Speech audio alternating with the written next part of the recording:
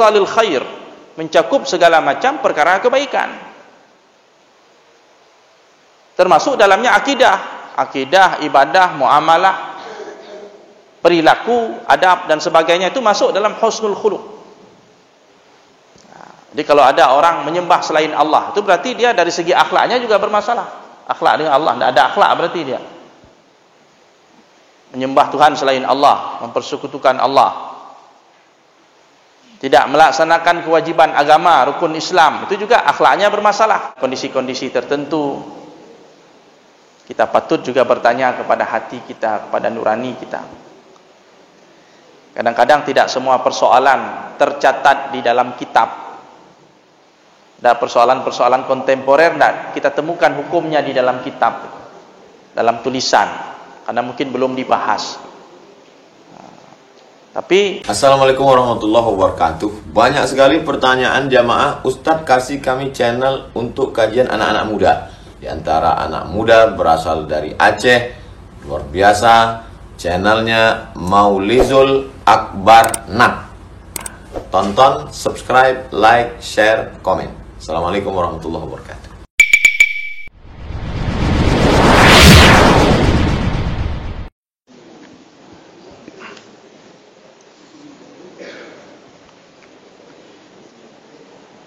Bismillahirrahmanirrahim. Assalamualaikum warahmatullahi wabarakatuh.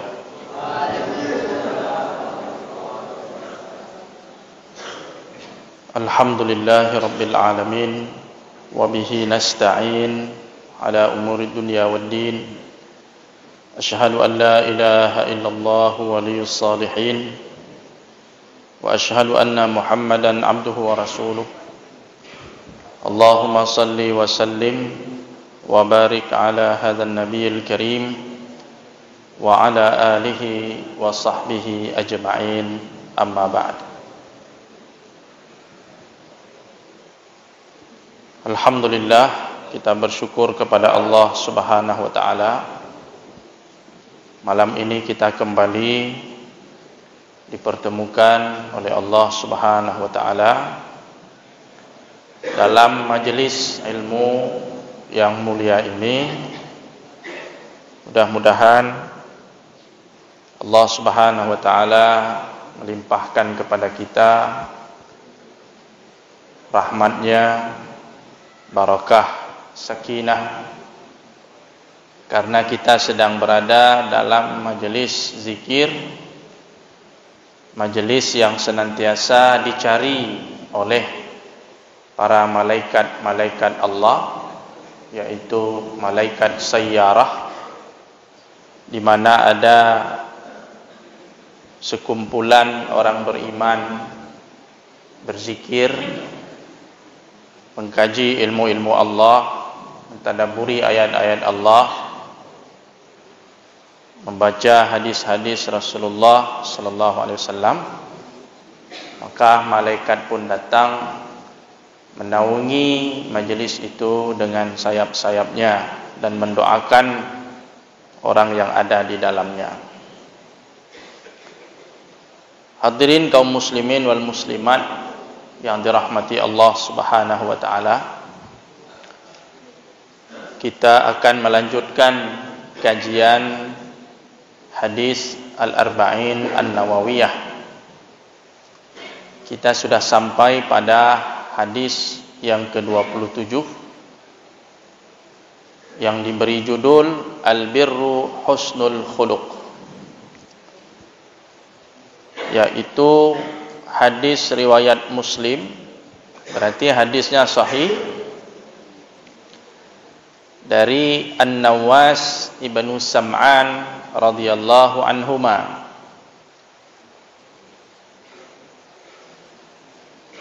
Anin Nawas ibni Sam'an radhiyallahu anhuma anin Nabiyyi sallallahu alaihi wasallam qala, Nabi sallallahu alaihi wasallam bersabda, al-birru husnul khuluq, kebaikan itu adalah akhlak yang baik, akhlak yang mulia.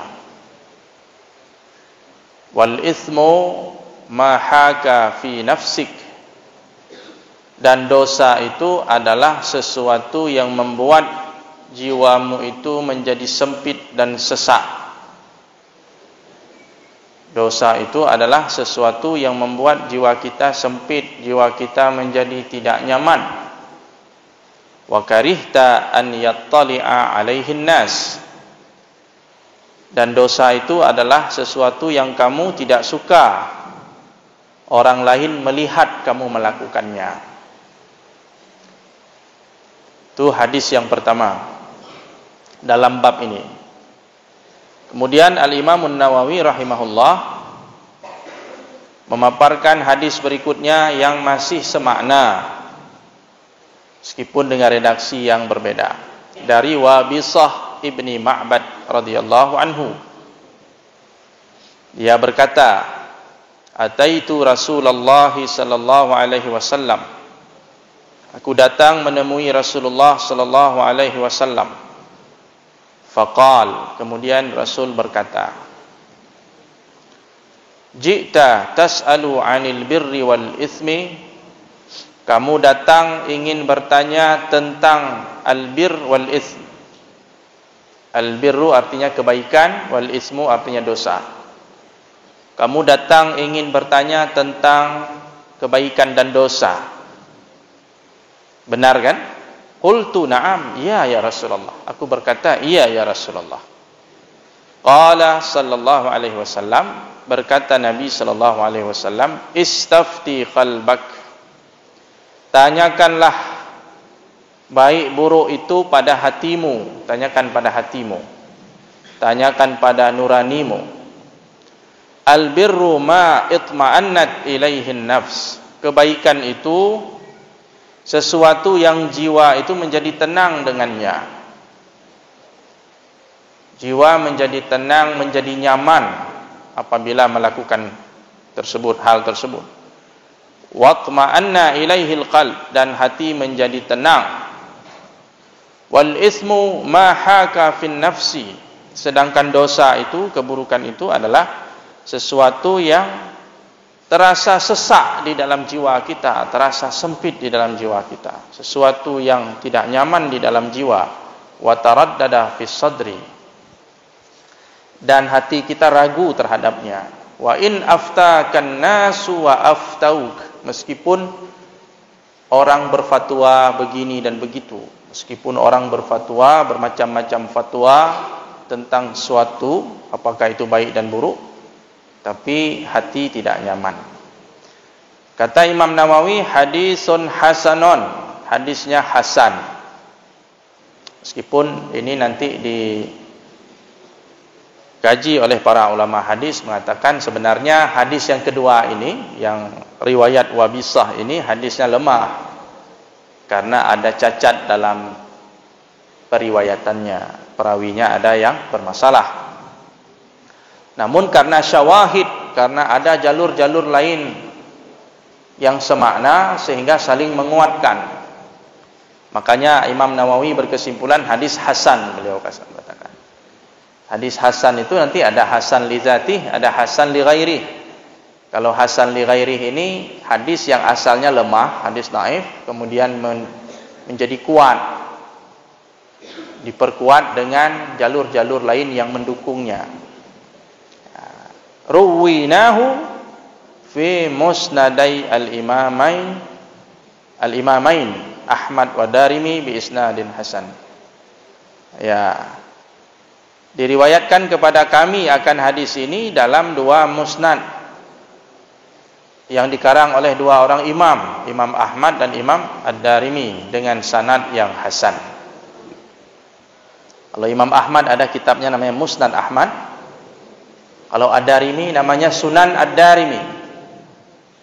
Tapi di sini disebut musnad. Tidak ada masalah, karena kitab hadis yang bernama musnad itu, kenapa kitab hadis itu dinamakan musnad? Karena hadis yang ada di dalamnya dicantumkan mengikuti sanad, lengkap dengan sanad-sanadnya, maka disebut al-musnad. Itu kenapa Sahih Bukhari itu disebut Al-Jami' As-Sahih Al-Musnad, ada kata musnadnya. Kenapa? Karena hadisnya dicantumkan disertai dengan sanad yang lengkap, yang utuh, maka disebut musnad. Tapi kalau kita masukkan ke kategori Darimi ini kategori Sunan Ad-Darimi. Kalau Ahmad itu kategori musnad memang. Kenapa? Karena tersusun berdasarkan nama sahabat. Jadi untuk adik-adik sekalian yang mungkin belajar ilmu hadis ya, nama kitab hadis itu kan macam-macam modelnya ya. Ada Muwatta, ada Jawami, ada Sunan, ada apa lagi? Jawami, Sunan, Muwatta, Musnad, ada lagi Mu'jam, ya kan? Mustakhraj. Nah, coba nanti dibaca lagi ilmu hadisnya. Terutama yang aliyah, ya. Aliyah sudah belajar ilmu hadis ya? Ada. Itu macam-macam kitab hadis dia punya karakteristik. Kalau sunan itu biasanya penyusunannya, sistematikanya mengikuti bab, misalnya tentang sholat, tentang puasa, tentang haji. Hadisnya disusun berdasarkan bab, tematik. Biasanya banyak muatan-muatan fikih sentris dia, banyak fikihnya. Kalau Jawami itu berdasarkan bab, tapi isinya macam-macam. Akidahnya ada, banyak juga. Masalah sejarahnya ada, tafsirnya ada, fikihnya ada. Jadi hadisnya disusun berdasarkan tema. Sistematikanya bersifat tematik. Tapi kalau Musnad Ahmad misalnya, itu sistematikanya tidak berdasarkan bab, tapi berdasarkan orang, berdasarkan sahabat. Misalnya hadis Abu Bakar, dikumpulkan semua hadis Abu Bakar, riwayat Abu Bakar. Abu Hurairah, dikumpulkan semua hadis Abu Hurairah. Walaupun judulnya macam-macam, temanya macam-macam. Jadi dia tidak mengikut tema, tapi mengikuti nama orang, nama sahabat. Ya, itu model kitabnya namanya Musnad. Ya, itu sebagai pengetahuan saja.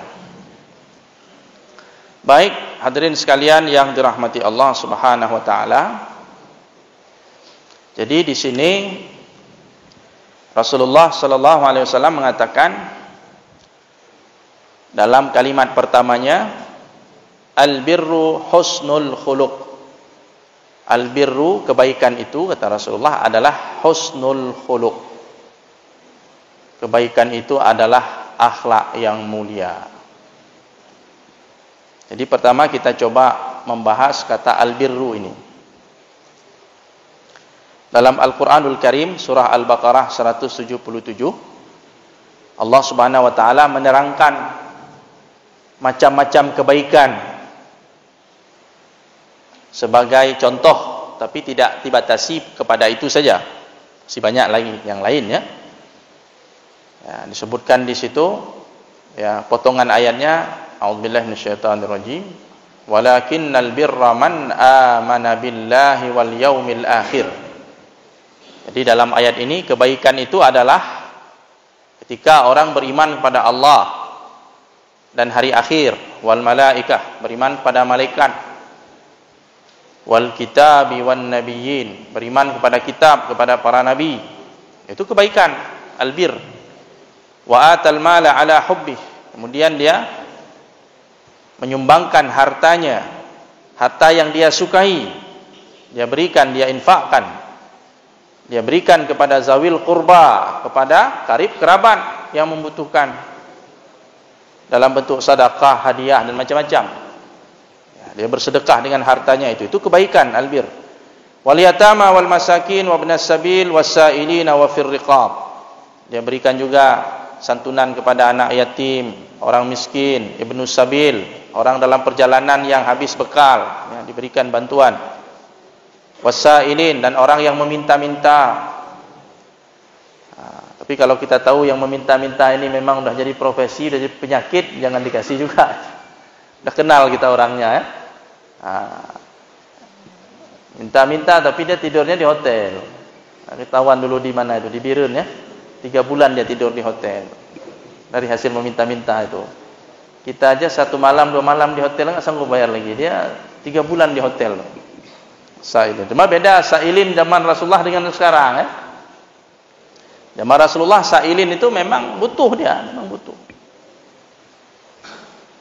Kemudian wafir riqab, hartanya itu digunakan untuk membebaskan budak. Ya, ini adalah bentuk-bentuk kebaikan yang Allah perkenalkan di dalam ayat ini. Wa aqamas shalah, mendirikan salat, wa ataz zakah, menunaikan zakat, wal mufuna bi ahdihim idza ahadu, menunaikan janji-janji mereka, was-sabirina fil ba'sa'i wad-dharra'i wa hinal ba's, bersabar dalam kesulitan, dalam kesempitan, dan ketika terjadi peperangan sabar, tidak lari dalam peperangan. Ulaikal ladzina shadaqu wa ulaika humul muttaqun, merekalah orang-orang yang jujur dengan imannya, dan merekalah orang-orang yang bertakwa kepada Allah Subhanahu wa taala. Nah, ini contoh albir, kebaikan yang dijelaskan oleh Allah di dalam Al-Qur'anul Karim. Jadi itu sebagai contoh. Namun demikian, albirru itu sebuah kata yang umum, dia jami',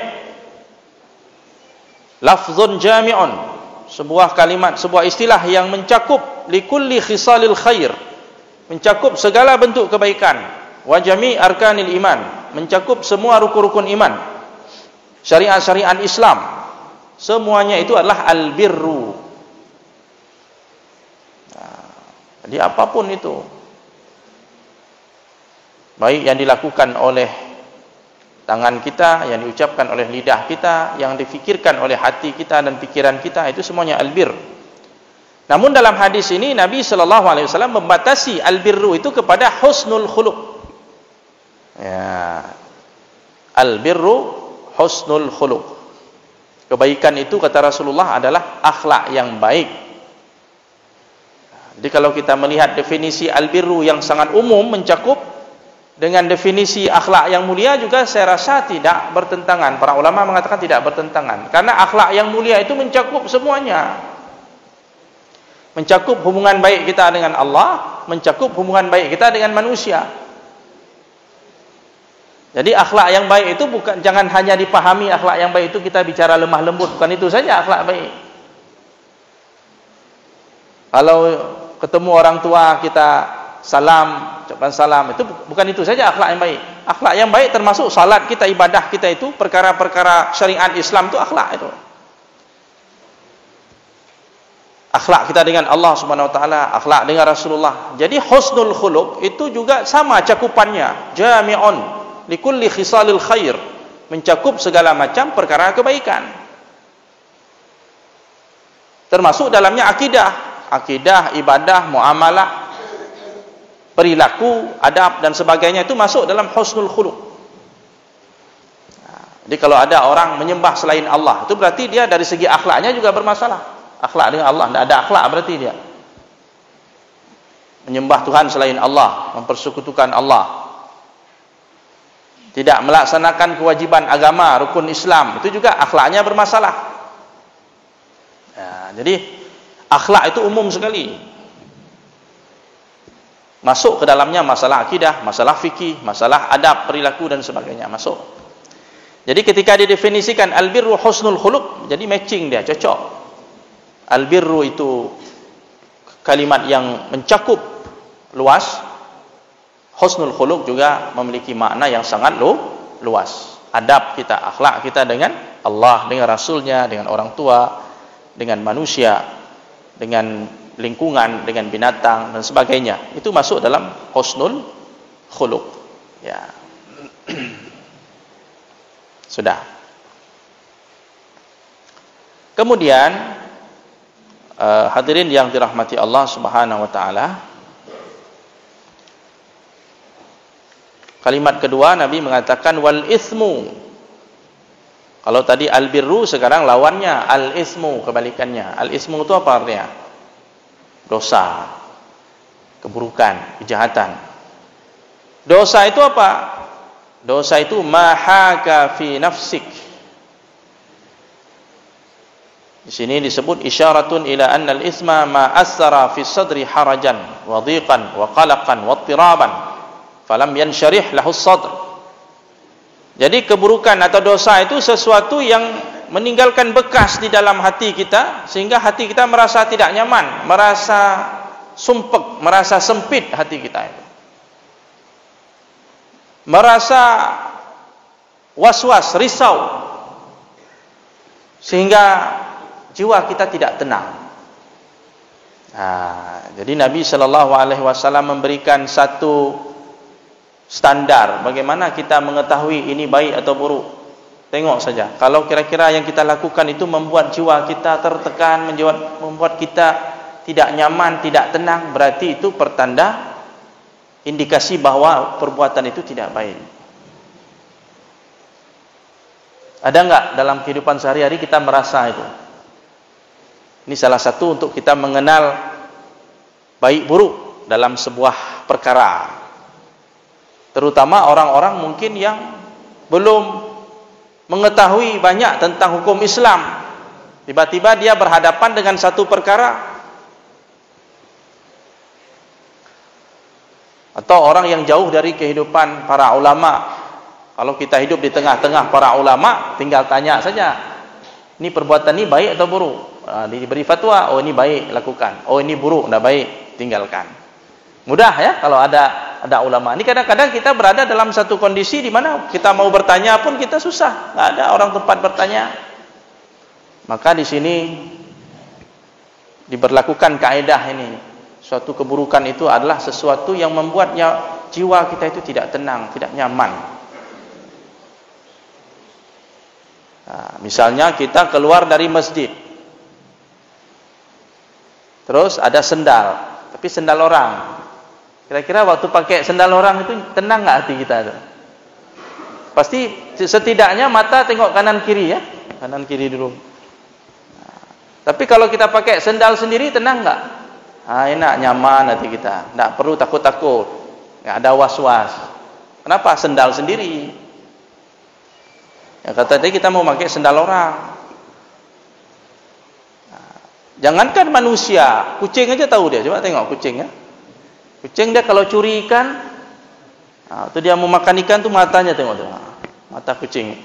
Kenapa? Karena ikannya hasil curian, dia ambil dari meja makan itu tanpa seizin pemiliknya. Tahu dia ini ilegal ini, tidak halal, tahu dia.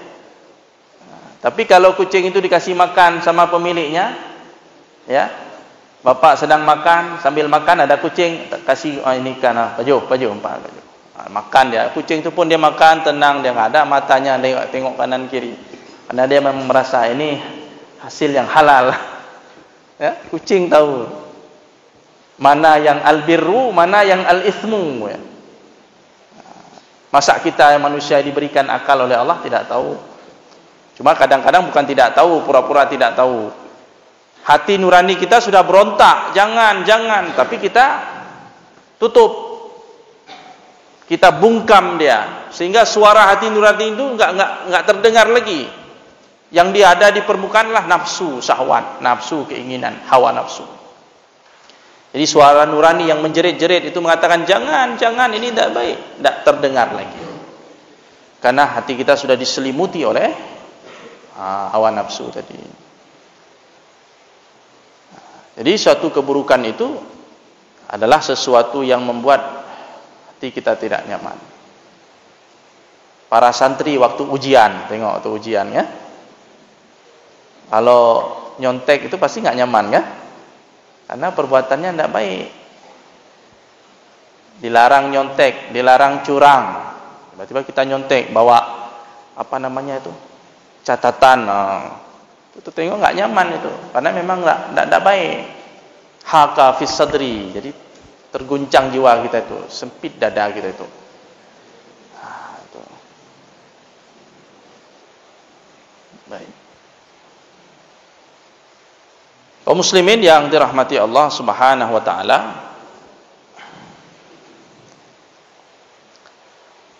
kemudian ya, Nabi Shallallahu Alaihi Wasallam di bagian selanjutnya mengatakan, wa karihta an yattali'a alaihin nas. Salah satu indikasi bahwa sesuatu itu adalah tidak baik atau keburukan atau dosa, karihta an yattali alaihin nas. Kamu tidak suka orang lain melihat apa yang kamu kerjakan. Ya, seperti tadi itu, kita nggak ingin orang lain melihat kita mengambil sendal orang. Kita bonceng, tapi yang kita bonceng itu istri orang. Takut ketahuan. atau wanita yang tidak halal, bukan mahram kita. Tapi kalau yang kita bonceng itu ibu kita, kakak kita, atau istri kita, tenang aja, orang lihatlah sana, orang istri sendiri, orang tua sendiri. Ini yang kita bawa perempuan yang tidak halal, takut ketahuan gitu. Ketika lihat HP yang kita lihat itu yang tidak halal, takut kita dilihat sama orang, ketahuan kontennya itu apa, nggak berani kita. Tapi kalau yang kita baca itu kitab, atau yang kita baca itu Quran, yang kita baca itu ilmu pengetahuan, tenang aja jiwa kita, tidak ada masalah. Ya itu dia.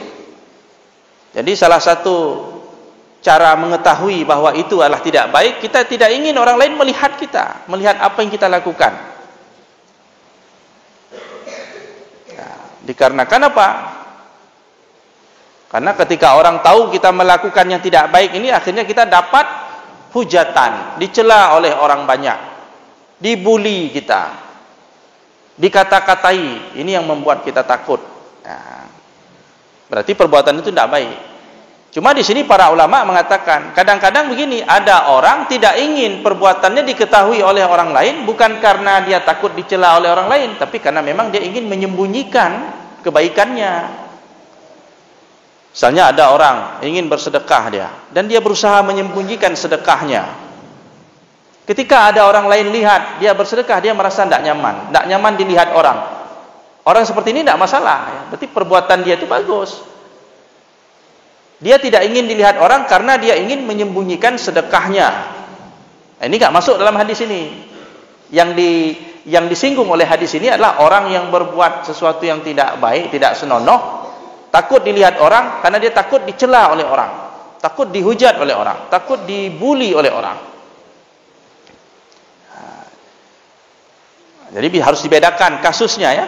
Ada orang dia tidak suka dilihat orang perbuatannya karena dia ingin menyembunyikan kebaikannya. Karena orang yang menyembunyikan kebaikan itu kan ada tempat tersendiri dalam agama. Misalnya salah satu golongan yang akan mendapat naungan Allah di hari kiamat adalah rajulun tasaddaqa bi sadaqatin fa akhfaha hatta la ta'lama shimaluhu ma tunfiqu yaminuh. Seseorang yang bersedekah kemudian dia menyembunyikan sedekahnya sehingga tangan kirinya tidak tahu apa yang dia berikan oleh tangan kanannya. Dia sembunyikan sedekah itu. Nah, bagi orang yang seperti ini tidak masalah. Jadi perbuatan dia itu perbuatan yang baik. Bahkan justru dia punya tempat tersendiri di sisi Allah Subhanahu wa taala.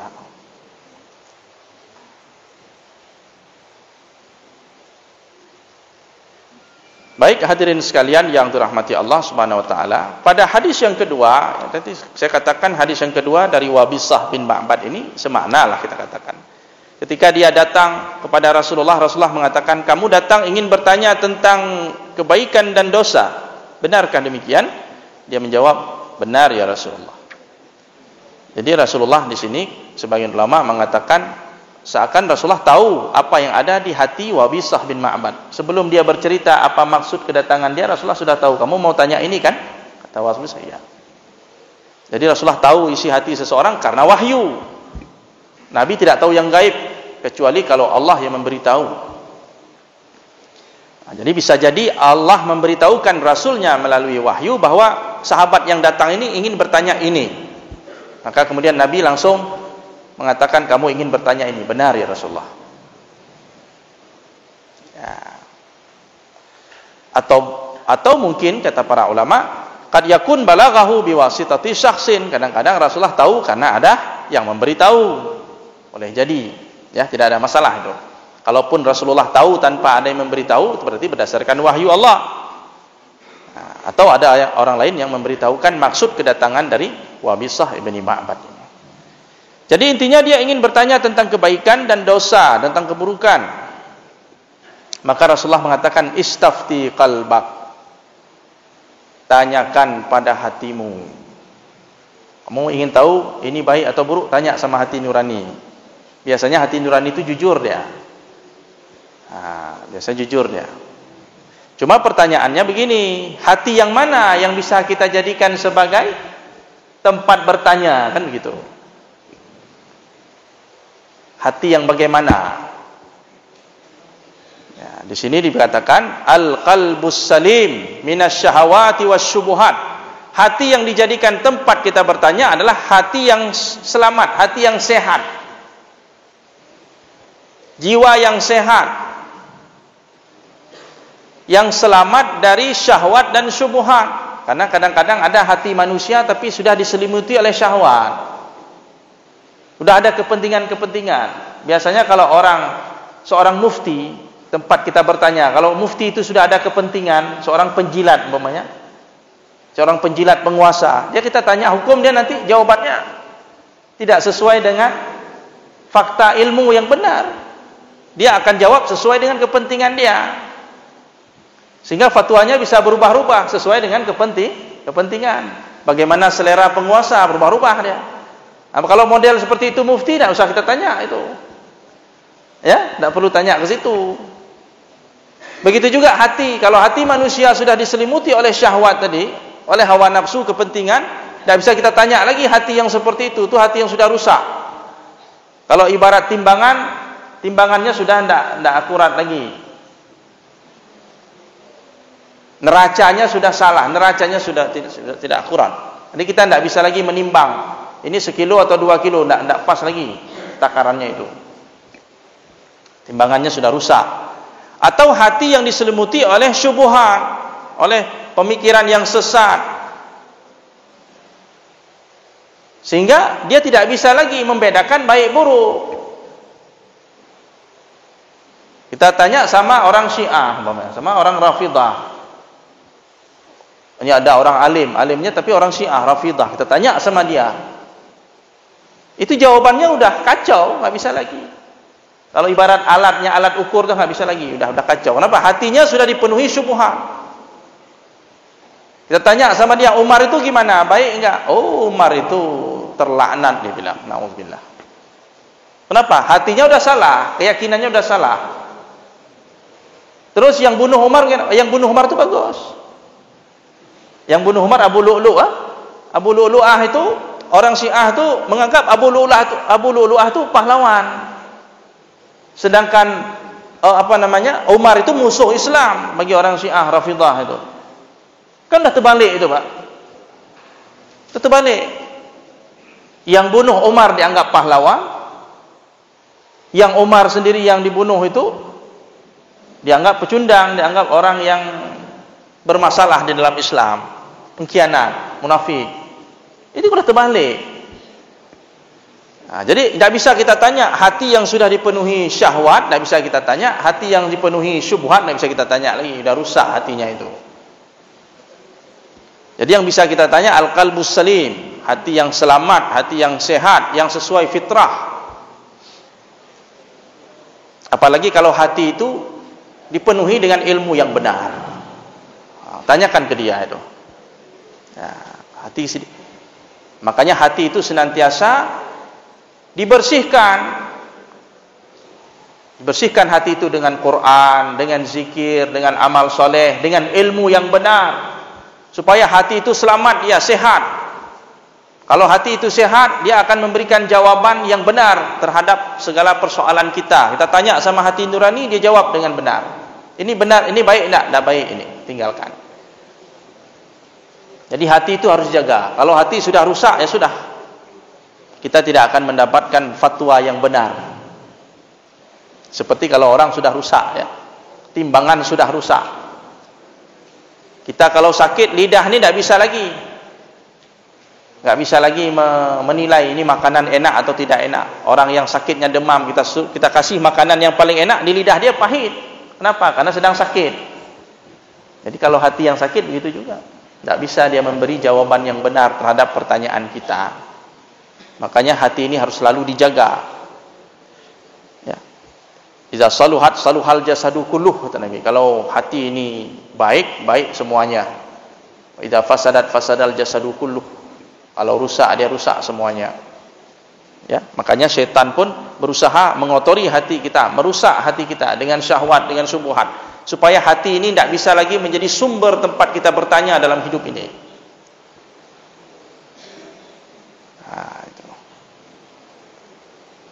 Hadirin sekalian yang dirahmati Allah Subhanahu wa taala, hati yang bersih, yang suci inilah yang bisa melihat mana yang baik, mana yang buruk. Ibarat sebuah gelas isi airnya jernih, ketika kita masukkan paku, nampak dia paku itu. Oh, ini paku, oh ini beling, oh ini ulat, oh ini cacing, nampak karena airnya jernih. Tapi coba bayangkan airnya hitam macam tinta, air got itu, air comberan itu, tinta macam. Masukkanlah di situ beling, masukkan di situ paku, nak nampak lagi, udah hitam. Di dalam ada ular, ada ulat, ada macam-macam cacing, tak tahu lagi kita. Udah hitam. Jadi hati yang hitam itu tak bisa lagi jadi patokan. Makanya kata Rasulullah, istafti qalbak, itu maksud qalbak yang mana? Hati yang mana? Hati yang salim, ya. Ya.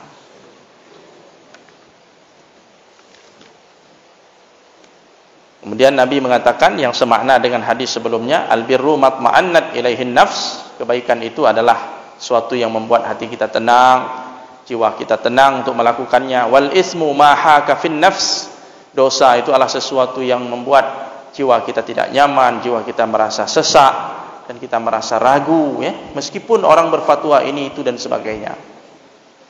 Kadang-kadang orang mengatakan ini baik, ini bagus, tapi hati nurani kita mengatakan nampaknya ini saya tidak nyaman dengan ini, maka tinggalkan. Ya.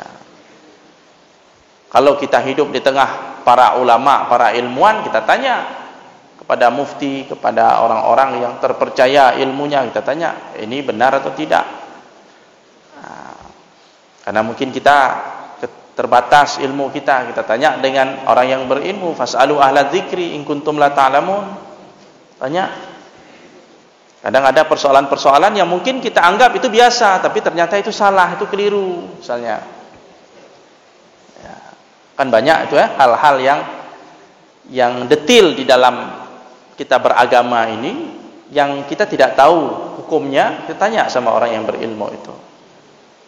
Nah, tapi tadilah, seperti kita katakan bahwa hindari bertanya kepada orang-orang yang diselimuti hatinya dengan syahwat dan syubhat. Kadang-kadang nanti dia akan memberikan jawaban yang tidak tepat atas pertanyaan kita itu. Kita tanya sama orang liberal, itu semua boleh sama orang itu. Sama orang liberal, tanya hukum riba bagaimana, halal, hukum pacaran halal, semua orang itu. Sama orang liberal kita tanya, ya semua halal. Justru kita tanya yang halal jadi haram sama orang itu, kan sudah terbalik. Poligami haram sama orang itu, nggak boleh poligami itu. Tapi homoseksual halal, boleh. Nah, kan itu terbalik itu, udah rusak dengan syahwat, rusak dengan syubhat. Apa kita tanya sama orang seperti itu? Nah, ya. Jadi inilah panduan dari Nabi Shallallahu Alaihi Wasallam kepada kita. Meskipun kadang-kadang ada satu fatwa yang diberikan, tapi hati kita tidak nyaman dengan fatwa itu. Ini juga patut dipertimbangkan. Makanya di dalam agama itu dilarang kita mencari-cari rukhsah, tatabbu' rukhsah. Ada orang kadang-kadang bertanya, ketika jawabannya nggak sesuai dengan hati dia, maksudnya dia ingin jawabannya itu boleh. Ternyata jawabannya tidak boleh. Oh, tidak pas ini jawaban, tidak boleh. Tanya tempat lain lagi. Cari yang kira-kira yang jawabannya boleh. Ini juga perkara yang dilarang dalam agama. Ya, kita harus jujur, ya. Baik kaum muslimin yang dirahmati Allah Subhanahu wa taala. Saya rasa ini cukup, sekian penjelasan terkait dengan hadis Nabi yang mulia ini. Intinya dalam kehidupan kita menjalankan agama Allah ini, memang kita disuruh bertanya kepada ahlul zikri.